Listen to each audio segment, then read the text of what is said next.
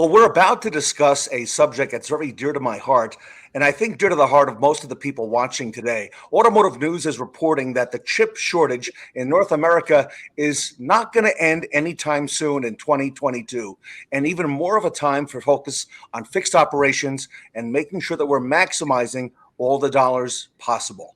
I'd like to introduce everybody to Thomas Hall, who is the owner of QB Business Solutions and first-time speaker here at the Fixed Ops Roundtable. Thomas, welcome to the event. Thank you so much. I appreciate it. Glad to be here. Hey, really honored to have you and QB Business Solutions. I know you do a whole lot for the automotive industry, and I know one of the things that you do really and do it really well is some of the things that have to do with warranty and rate and filing for that. And if you don't mind, I've got a number of questions, and I think our audience will have some questions as well. But in particular, if I'm a fixed ops director and I'm looking at 2022, here we are, still early in March, and especially if I came in new to a store, how do I know if my dealership, Thomas, or if my store qualifies for a warranty reimbursement, especially in my state? Because I know the laws are different state to state as we go through. It is. The first great answer is all 50 states qualify. So all 50 states qualify for labor, which is great. There are a few that have held off on the parts, really just two of them. Wyoming and Alaska are waiting on the parts. So I would tell you that 97, 98% of the country does qualify. And surprisingly enough, 15 to 20% of people only know about it. So we see this huge gap where, again, 80, 85% of the country qualifies, but either they don't know enough about it or just don't know how to get the right process going. And if you don't mind, how often should I be looking at that? You know, if I'm a fixed ops director or even a general manager in a dealership who wants to be sure that they qualify, how often should I be, taking a peek at that? Well, I think all fixed ops, service director, service manager, parts, you should be looking at your business 2 or 3 times a year, no matter what, right? You should be looking at your market survey, your parts matrix, your labor. Where are you at? By law, it does vary in each state, but for the majority states, you can file once per year. So as you're doing your analysis and your marketing and looking at, where you're at, you should be looking at, hey, listen, how close is my warranty rate to my door rate? How close are my parts markups to the local competitors down the road? Even the small, like the Advanced Auto Parts, those are competitors for parts departments that people just forget about because they're thinking about the dealerships only. So at least once a year, you want to look at it. Now, there are some great states that allow you to do it twice a year. So, but at a minimum, at least once a year. And then any adjustments that you do to your labor rate survey your labor throughout the year, you actually can go back and see, how much if you went up. If you went up $20, $30, you can go and see, okay, do I have more opportunity for me at that point? So it's not just one time and you're done. It can go on for years and years.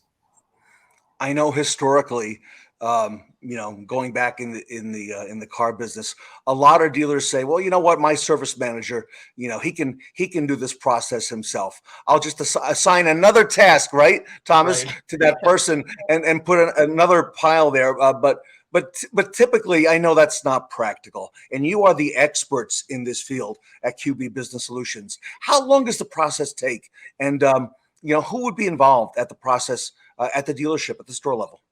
Oh, that's a good question. There are definitely different processes. In general, it takes about 30 to 45 days to complete a pretty good size volume store. Maybe 45 to 60 days for a store that's a little bit smaller. Now, this dives into a lot of different things that we do. We're going to sample the store every single week. So we're looking at your business through this whole process. So it's very one-on-one. It's consultative. We're seeing how you operate, how we operate. We don't really dial into your system. We're actually giving you that fixed ops consultative as a freebie while we're doing our warranty reimbursement for you. So on average, it takes about, like I said, that 30 days, 45 days for a medium-sized store, 45 to 60 for a smaller store. Once we get that done and you're locked in, then it's up to the state. The state law determines about usually a 30-day time frame for the dealer to get paid. So all in all, to get from beginning to end, you're looking at 60 to 90 days from start to payment of the store. Oh, wow. And I know there's been some general managers, Thomas, who said to me in the past, you know what? Well, I'm not sure if we filed anytime recently, but I don't want to get in trouble with my manufacturer, because I want to make sure that we're getting the supply of new vehicles, and I don't want to upset the apple cart, which think about it for a second, right? Could be a realistic thought in somebody's mind right now, or their parts supply. Does filing for the warranty increase affect in the real world my relationship with the manufacturer? It really does not. Not only do majority state laws actually say there's no retaliation from a legal perspective, and there's nothing on additional costs. Almost all states say that, but realistically, it's been around for about 10 years now that stores are doing it. Different states are at different time frames have started this, but there really is no retaliation, any effect in relationship. Listen, because everybody worries about okay, listen, I need goodwill help, right? I need some help operationally. I need some things that really, are going to help me. And I need to build this great relationship with my, DSPM, DPSM, and I don't want to hurt that. And I will tell you, that is probably the number one question that we get asked every single time was, will this hurt me? And the answer is no. Now, are some brands a little bit tighter? Absolutely. That I'd be, to say the least, that's not possible. So there are some brands that are a little more difficult, but for the majority of everybody, it's just a good conversation. They understand the practice. And just like everybody, things change every year, and we're looking to, move the store's rate up or the store's parts up, and they understand it pretty well. And I know that you've got a different approach than other companies take to doing this. You've got a consultative approach. And I mean, that's opposed as to logging into the DMS system, like some of the, let's say, competitors out there. Walk us through it. How do you do it? Okay. So again, up to today, we really are the only ones that do not log into your system. So we're not a software-based company. We're not pulling it in and just getting data. Here's for a few reasons. The data, when you do that, is in the past. It can't be affected. If you had something that wasn't operationally sound and you're going to take that data and submit it to the brand for money, it's not a great case. You might do well, you might not. It really depends on each store. Each store has their own struggles, their own opportunities, their own strengths. So what we do is we start from the beginning. We do a launch call with the stores. We get them set up, say, hey, here's what the next 30 days are going to look like. You're assigned an account manager. Each store has their own account manager, so you're actually a consultative talking point person who's a resident expert in the field. You're going to go through, and they do samples every week. They look at 25, 30, 35 ROs a week and say, hey, listen, here's some good things. Here's some opportunity. For example, how's your CCC notes? Everybody talks about complaint cause correction in the fixed ops world, especially around warranty compliance. How are you doing? Where are you at? Overall. Then we look at your discounting. We look at your accounting practices. Overall, we look at your entire fixed ops to see how you're doing. While we're doing this, we're working on your reimbursement. Every single week, we send this out to general managers, the dealer principal, the fixed ops people, everybody involved. So everybody is aware of what's going on in your building. And I will tell you, there's a lot of aha moments from GMs, from people that are like, wow, I've been so busy. I didn't even get a chance to look at that because of my task load.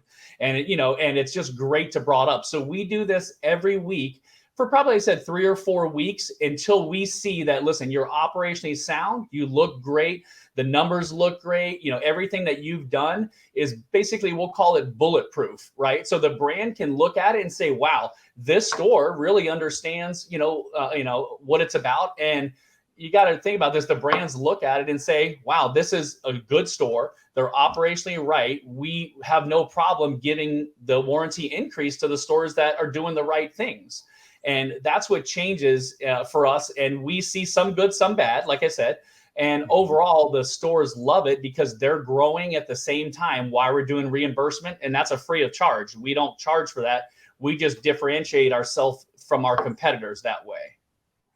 I know if a dealership went at it alone, they really are alone because, here they are, trying to be compliant and do all these things. But you've got the experience and the recent portfolio, if you will, of what's happening with that manufacturer. So I would imagine that you and your team, the ins and outs of what to look for and what to stay away from. And again, to keep the dealership compliant and also make sure that you're doing the right thing for that with that manufacturer as well. Yeah, it is a very complicated process. And we tell stores all the time, some go out and do a great job, but I will tell you that number is probably less than 5% if they do it internally. And here's some of the problem is the brands not only can give money, they can take money, as we know. So if it is not done correctly and in the right path, they can readjust you negatively for the store.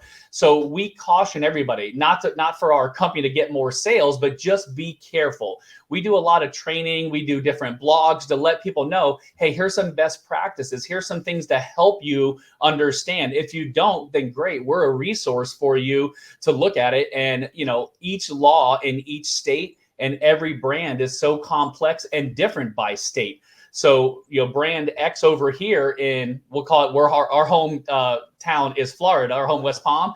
So what's different in Florida is different in Georgia for two different brands and a single brand. So it is very complex if you don't know what you're doing, and it could hurt the store for sure.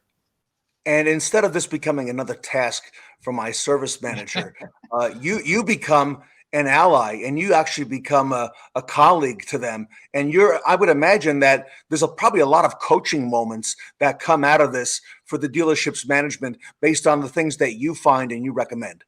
Absolutely. And some are operationally, some are financial. We're not only our increase obviously help them in gross, but it actually might help them in discounting where they were doing things incorrectly. They didn't realize an advisor was over discounting, overriding. They didn't know that, there was no parameters put in place. There was, we even go to and say, listen, you talk about having an alignment machine. You went out and bought this $50,000 machine, but you're only doing 5 alignments a week. You're not paying for it. So we try to give every service possible to help them grow service-wise, financially, and operationally. And that's just one part of our company. We do have other parts of our company, but that's the main part that we focus on. And I know for a lot of general managers, they know the right questions to ask at the end of the month for their sales managers and their finance managers. But I would imagine that you can help provide a lot of those right questions they should be asking in fixed operations as well, based on things that you find. Now, tell our audience, are there any upfront fees, and how and when does the dealer, and when are they responsible to pay you for doing this? Okay. Great. And again, this is a huge differentiator for QB Business Solutions. We don't charge any upfront fees, no connection fees, no service fees. When you sign on with us, you're signing on a handshake and a contract. But basically the handshake, we actually won't charge a store until the approval from the brand. So again, think about this. We've worked 30, 60, 90 days for free. We haven't cost or risked the store anything. And then once your approval is in, at that point is when we'll send you the bill for our percentages of, that we talked about through our forecast. And that allows stores to feel comfortable. I mean, today there's a lot for sale, a lot of services, a lot of goods for sale. But for us, we take an approach and say, listen, we're going to on a handshake. We're going to show you what we can do and really go way above, our forecast and actually achieve more. And then only at the end is when we settle up. And I think that old school mentality helps us grow very fast, in the marketplace. I think that goes a long way, with the dealer audience and with the fixed ops audience as well. Okay, so if I'm a dealer, I'm a general manager right now, realizing that I need to go ahead and start tackling this, or a service manager, or somebody who's in charge of that, looking at those warranty numbers. How do I get started with you? How do we reach out to you? How do we take the next step? Perfect. Well, obviously, we visit our website. We're really proud of our website. It has a discount calculator for someone just to look at it really quickly, and they can figure out their own math and get an idea of their own numbers. So that's a great tool. That's at qbbusinesssolutions.com. You can reach out to me. My email address is thall@qbbusinesssolutions.com. Or obviously, I'm always on my phone, so you can reach out to me mobile or send me a text, 561-252-4434, and I'm always available. And that information is scrolling at the bottom of the screen, I see. So that's your cell phone where we can reach out to you with questions and find out more and learn more about how it would pertain to my dealership or my dealer group. Absolutely. It's directly right to me. I want to give you just a direct contact and give me a call and see what we can do for you. Okay, everybody, you're hearing it from the top. Thomas Hall is the owner of QB Business Solutions. Thomas, I want to thank you very much on behalf of the Fixed Ops community. This is a topic that really needs to be discussed and discussed a whole lot more. So, on behalf of the Fixed Ops Roundtable, thank you so much to you and to QB Business Solutions. Thank you so much for your time. I appreciate it.